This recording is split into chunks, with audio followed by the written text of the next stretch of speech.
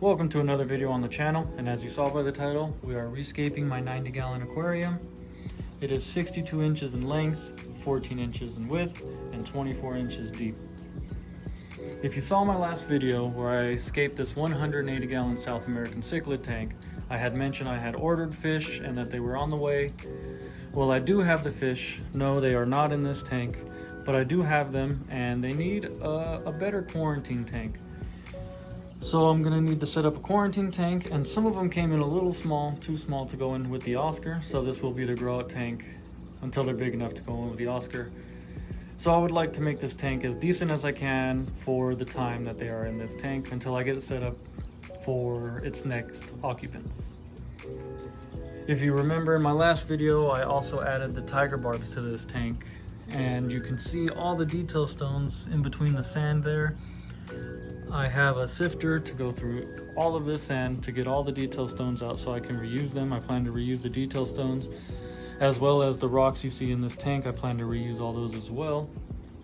First step, as always, get the tank drained to about halfway so it's easier to catch the tiger barbs. Once they're all out, we can drain the tank the rest of the way and start sifting the sand. This is probably going to be a long project, so let's get started. Okay, man, let's do it.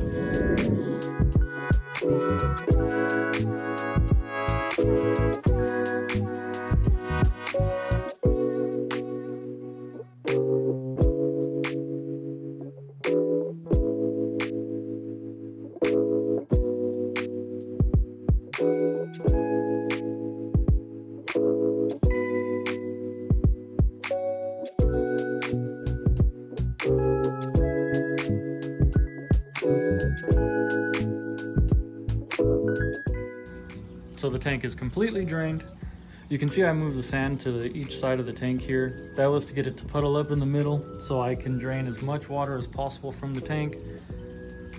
As I said in my previous video, it's not a problem if there's water in the tank. It just makes it easier when there isn't any water in the tank. I didn't try too hard to get the detail stones out of the sand. I wasn't going to waste a bunch of time just doing that, so what I got was enough. You can also see the gunk and buildup there, and it's all amongst inside the sand. That's beneficial bacteria, which is good for the fish and good for the startup of the tank, which is good to be reusing the sand. The filter I previously had on this tank as well has been running for a month, so putting that back on here, everything at the startup should be running perfect. Obviously, we're going to keep an eye on those water parameters. Most important thing, you always want to keep an eye on the water parameters, especially when you're first setting up a tank. The next step is to get all the hardscape in there. I don't really have a plan going into this, so as for most scapes, I'm just going to start throwing stuff in there. If I don't like it, move it around. We're not going to think too hard about it, but that's the next step, and let's get to it.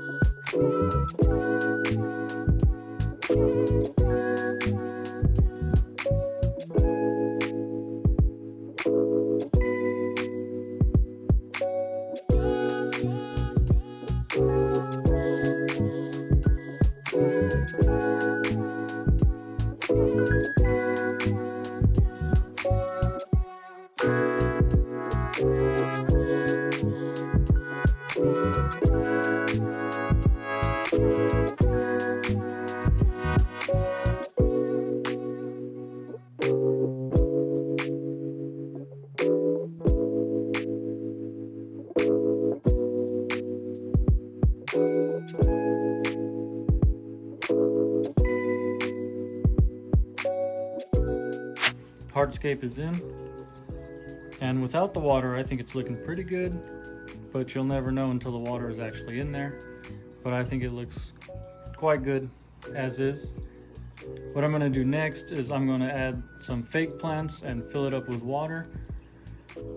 I might add some detail stones. I'm not too sure. I wanna keep some more open sand area for these fish. If you know South American fish, then you might have already guessed what they are. If not, stay tuned till the end and we'll find out. But yeah, I'm not sure if I want to add the detail stones in yet. I'm still thinking about that.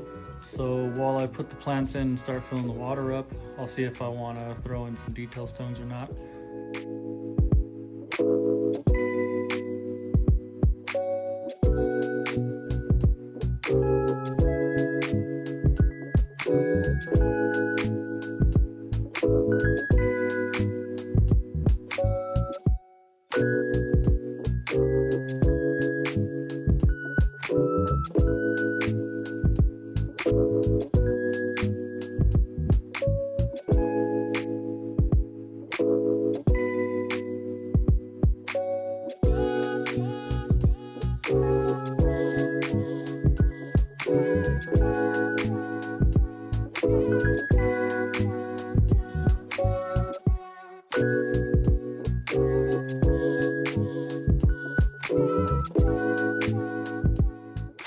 We have a full tank and I think it looks great.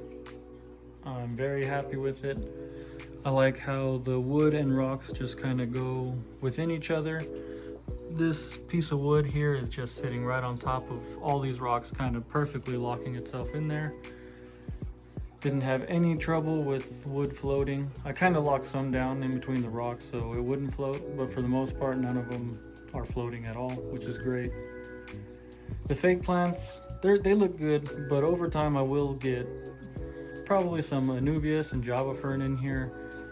And once I add those in, I'll slowly take the fake ones out.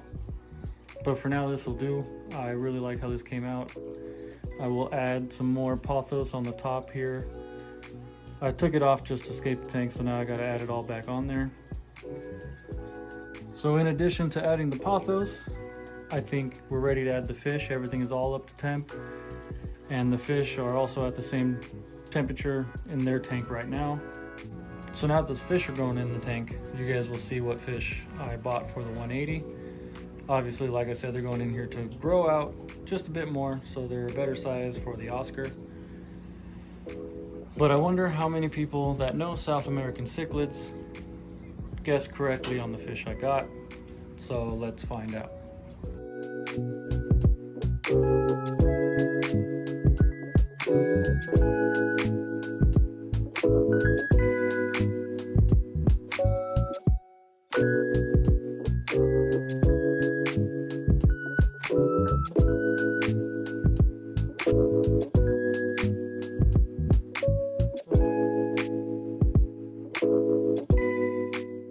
So here they are in the tank. Yes, the tiger barbs are in the tank as well. But did you guess correctly? I have 3 Geophagus redhead tapajos and 2 Geophagus spheni. The 2 sphenis I ordered in the mail, and the same day as when I went to get the redhead tapajos. I do plan to get more redhead tapajos, and I do have another Geophagus spheni back there in this tank. Once they're done quarantining over here, and I think they're ready to have more fish added with them, I'm gonna add everything from that 40 breeder I just showed over to this tank and grow them out for the 180. If you saw the pearl gourami in there, no, that is not for the 180, but I will be moving it over here when I move the rest of those fish over here. Now that everybody knows what fish I have, I can talk about the sand. I've decided not to go with the detail sand to give them more sand to sift through. As if you know Geophagus, you know they are sand sifters and they like to sift through the sand throughout the tank. So I decided to leave the detail stones out. They've had a pretty crazy day today. I don't really want to stress them out too much, so I'm gonna get these lights turned off and leave them alone for the night. We'll check on them in the morning and the tank will be a bit more clear. I'm sure they'll be showing a little more color. They're not showing too much color right now. They had a long day, so I'm just gonna turn the lights off and let them get some rest, and we'll check up on them in the morning and see how they're doing. All right, it is now the next morning. It's been approximately 10 hours. The last clip I ended at about 4 a.m. this morning. So yes, it was a long night setting this tank up. The fish had a long night, but they seem to be doing just fine. They're not really colored up, but they're looking really comfortable. They're moving around, they're not hiding, they're begging for food, which is a good sign. I wanted to speak on my rocks, because this is quite a bit of rocks to put in a fish tank. In one of the clips, you might have noticed me putting plastic egg crate down all along the tank here. That was to distribute some of the weight of the rocks, so it's not just putting pressure on one place in the tank. It's kind of distributed throughout that egg crate. And then I also dug the rocks down into the sand a little bit, well, all the way, because the geos, being sand sifters, they will eventually sift all the way around the rock and create like a crevice, and the rocks can shift or move or fall down. We don't want none of that, so all the rocks on the base I dug as far down as I can, touching the egg crate, so there's no shifting. And then for the rocks I stacked on top, I made sure they were locked in, and then once I had them where I thought they looked good, I went through and tapped them. You might see that in the clip as well. Just give them a nice solid tap. If they don't shimmy around or if they don't move or fall down, they're pretty much locked in and you don't really have to worry about much. I have to say that about rocks just so everybody's aware that I'm not just putting all that pressure on the glass. And I would recommend for anybody trying to set up Escape with a bunch of rocks to use plastic egg crates. They're very useful and they can save you a lot of money. Here's a Sven eye, some tiger barbs. Here we got the larger redhead. I'd say he's about 4 inches. And then there's the 2 redheads there and my second geo in this tank. Now the Sven eyes I ordered at 4.5 inches, but they came in at about 3.5. So it's gonna be a little while for them to grow out before they go into the 180. I'm thinking about 6-7 months before they get put in the 180 with the Oscar, but I don't know, we'll see when that time comes. Now, with all that being said, if you like this video, please consider leaving a like and subscribing. And I will be setting up another cinematic video at the end of this one for you guys. And I hope to see you guys on the next one.